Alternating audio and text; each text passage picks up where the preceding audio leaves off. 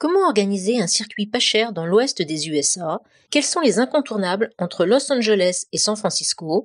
Que voir? Où dormir? Je vous explique tout cela juste après ça. Bonjour, c'est Christine de À nous le monde, la chaîne qui vous présente chaque semaine des programmes de voyage prêts à partir. Aujourd'hui, nous partons pour un road trip dans l'ouest des USA, entre Los Angeles et San Francisco.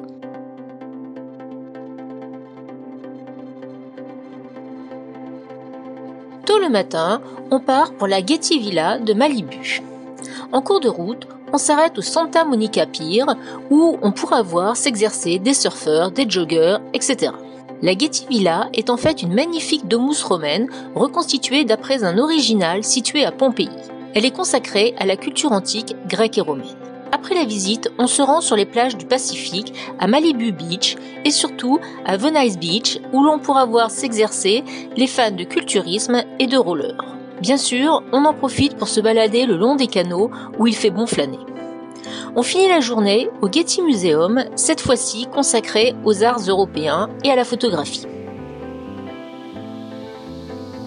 La journée sera consacrée à la découverte de Los Angeles. On commence par rejoindre Hollywood Boulevard, célèbre pour ses nombreuses étoiles gravées du nom de stars de cinéma. Elle se trouve principalement dans le sol, devant le Mann's Chinese Theatre.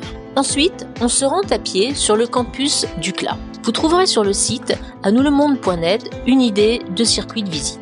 On reprend la voiture pour une balade sur Sunset Boulevard par les collines de Beverly Hills, de Brentwood, de Bel Air, etc., les quartiers ultra chics de Los Angeles. Évidemment, on se gare aussi pour aller faire un tour sur Rodeo Drive où a été tourné le film Pretty Woman.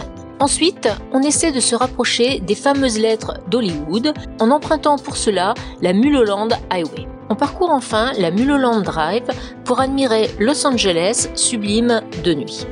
Et on assiste au coucher de soleil au Griffith Observatory. Le matin tôt, on prend la route pour le Grand Canyon. À Kingman, on fait un crochet pour emprunter un bout de la route mythique 66. Arrivé au parc du Grand Canyon, on achète le pass American the Beautiful sur lequel je reviens à la fin de cette vidéo. Ensuite, vous vous garez et vous emprunterez le bus, la ligne rouge, en direction de Hermit Rest Road. Au choix, vous pourrez vous promener dans le bus ou bien descendre et marcher en profitant des différents points de vue. Sur le site anouslemonde.com, vous trouverez les plus beaux sites à parcourir, en particulier au coucher du soleil. Pour assister au lever de soleil, on se rend évidemment tôt le matin à Mather ou à défaut à Yaqui Points ou à Bright Angel Point. Et puis très vite, pour éviter les grosses chaleurs, en particulier l'été, on va se garer au Grand Canyon Visitor Center et on emprunte le bus jusqu'au départ du sentier South Kebab. Si vous n'êtes pas de très gros randonneurs, je vous conseille de faire la randonnée South Kebab Trail jusqu'à Cedar Ridge, comptez environ 1h30 de descente, ce qui vous permet de descendre, même partiellement, dans le Grand Canyon et constitue une des meilleures randonnées en quelques heures. Après avoir repris votre voiture, suivez la Desert View Road avec ses points de vue immanquables sur les eaux du Colorado. À Tuba City, tournez à droite sur la route 264 en direction de Coleman Canyon, un site absolument magnifique. En fin de journée, rejoignez Monument Valley et engagez-vous sur la Scenic Drive, une piste parfois accidentée, mais qui permet de faire le tour du site en voiture, au milieu du décor mythique des westerns de John Wayne, etc. Un petit conseil, si vous voulez éviter de parcourir cette piste à la queue leu-leu, je vous conseille de l'emprunter environ 1 heure avant le coucher du soleil. En principe, vous devriez être tranquille et en plus pouvoir bénéficier de très belles lumières. Le lendemain, reprenez la route et dirigez-vous vers le site d'Antelope Canyon, très célèbre pour son rayon lumineux, à l'entrée de la ville de Page. La meilleure heure pour le voir est la visite de 11h30. Ensuite, rendez-vous à Horseshoe Bend qui offre une superbe vue sur un des méandres du Colorado. À la fin de la journée, allez vous détendre dans les eaux chaudes du lac Powell. Le matin, reprenez la route 89 vers l'ouest et dirigez-vous vers l'entrée du parc national Zion. Garez-vous au Visitor Center et empruntez une des navettes pour vous rendre au départ de la mythique randonnée Angel's Landing. Aujourd'hui, on continue la visite du parc de Zion. On commence par faire une randonnée très ludique, les pieds dans l'eau à la Virgin Narrows. Ensuite, on enchaîne avec une autre balade, plus courte, Emerald Pools Trail. Il s'agit en fait d'une marche à travers une forêt le long de nombreuses cascades. En fin de journée, on reprend la route pour nous diriger vers le parc de Bryce. Si vous n'arrivez pas trop tard, vous pouvez déjà commencer une petite balade d'1 heure environ, la Mossy Cave. Aujourd'hui, la journée sera consacrée à la découverte du parc de Bryce Canyon. Pour les amateurs, vous pourrez faire de très belles photos du lever du soleil à l'amphithéâtre. Ensuite, enchaînez les 3 randonnées les plus connues qui sont la Navarro Trail, le Peekaboo et Queen's Garden. En fin de journée, vous reprendrez la route pour Las Vegas que vous rejoindrez idéalement une fois la nuit tombée afin de voir la trouée de lumière que constitue la ville en plein désert. Le soir, vous profiterez des différentes animations de la ville et vous ferez la tournée des hôtels, toutes plus incroyables les unes que les autres. En début d'après-midi, vous reprendrez la route pour rejoindre le parc de Death Valley. Comptez environ 3 heures de route. Un peu avant le coucher du soleil, rendez-vous à Badwater pour voir les fameux polygones de cristal blanc. Ensuite, vous vous rendrez au Devil's Golf Course, qui est un champ de sel d'apparence grossière où vous pourrez vous amuser à rechercher des structures en cristal de sel comme des cheminées ou des arcs formés par l'évaporation de l'eau. Ensuite, empruntez l'Artist Drive pour assister au coucher du soleil sur Artist Palette. Là, les paysages sont absolument magnifiques, tout en camailleux de beige, de bleu, de rose, de jaune, etc.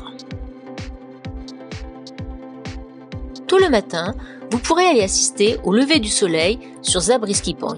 C'est absolument magnifique, avant de vous rendre au Dance View, incroyable point de vue qui surplombe toute la vallée. Vous quitterez alors le parc national de Death Valley et vous ferez un arrêt au Alabama Hills, immédiatement à l'ouest de Lone Pine. C'est un petit site très ludique qui regorge d'arches et de gros crochets à escalader. Idéal si vous avez des enfants par exemple ou pour couper la route. Au passage, ne manquez pas l'amusante Alabama Miss. L'arche la plus photographiée est évidemment Mobius Arch que l'on atteint en environ un quart d'heure de marche.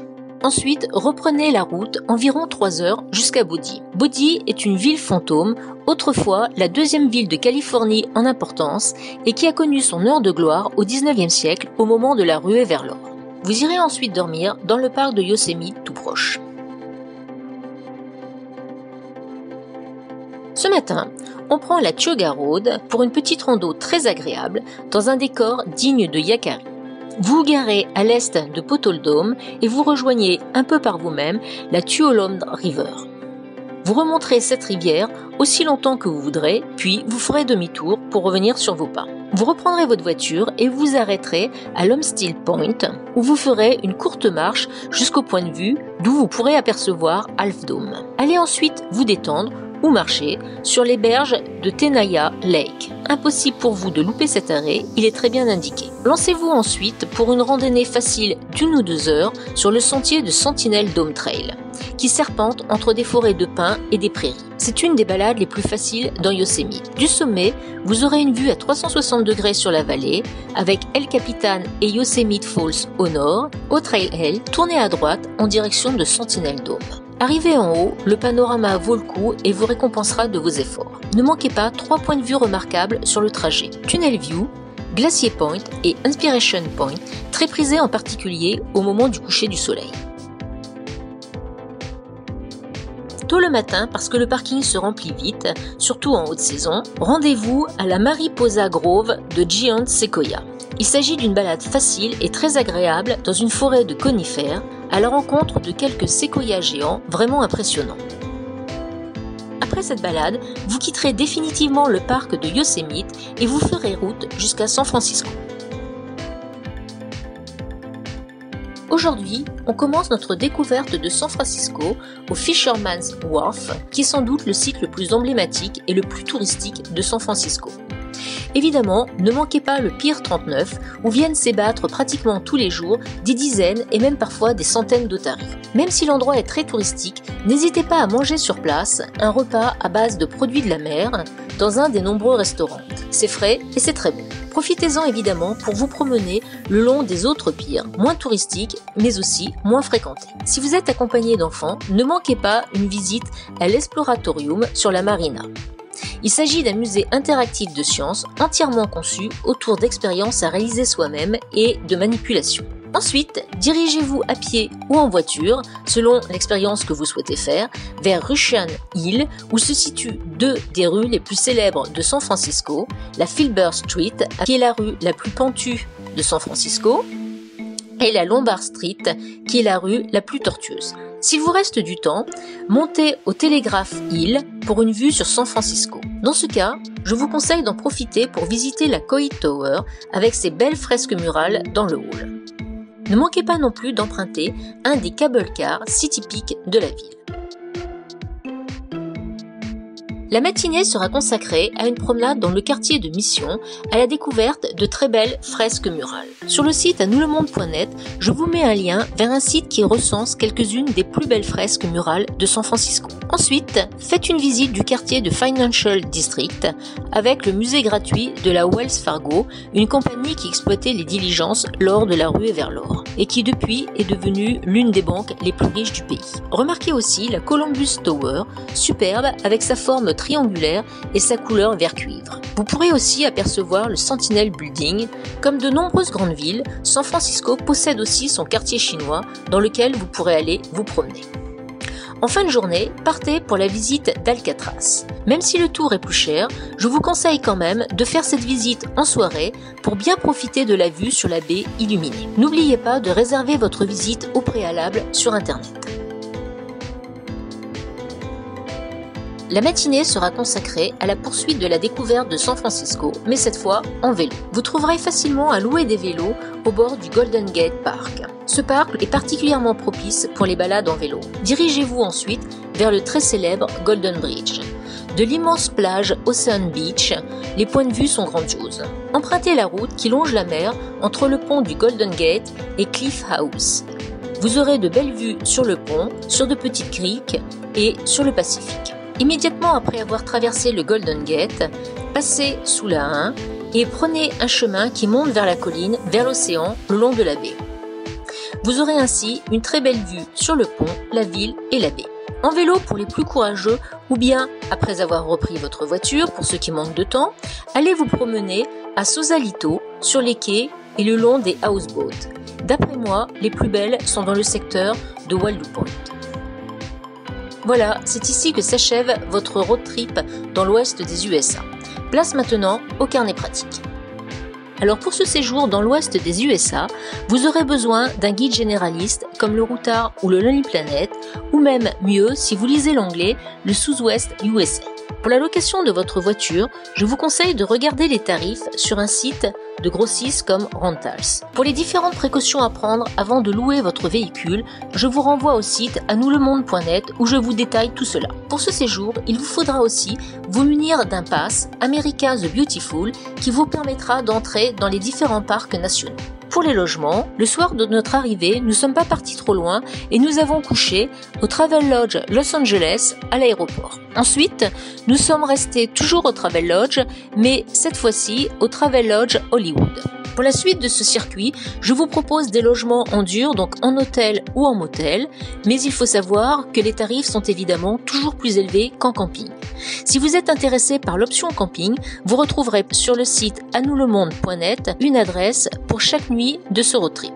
Alors au Grand Canyon, nous avons dormi au Yavapai Lodge.